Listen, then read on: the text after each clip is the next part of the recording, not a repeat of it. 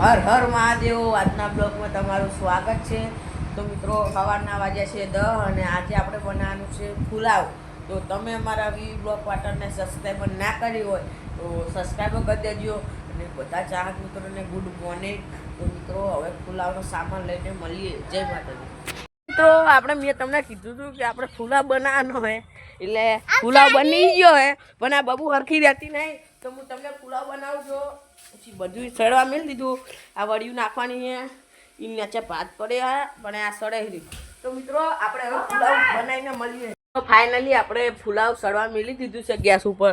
તમે જોઈ શકતા હશો આપણું પુલાવ ચડાઈ રહ્યું, તાપ તાપ થઈ ગયું અંદર. તો આટલી મહેનત કરું તો વી બ્લોગ પાટણ ચેનલને સબસ્ક્રાઈબર કરીને સબસ્ક્રાઈબર નહીં કરો તો ચાલશે, શેર કરો. ધમાકેદાર મળીએ પુલાવ બનાવીને. અમારે કાઢ ને ખાવાના.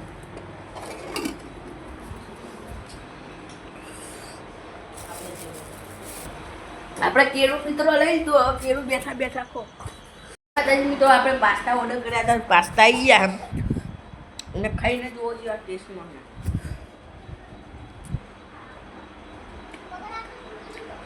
ટેસ્ટ તો સારો હતો.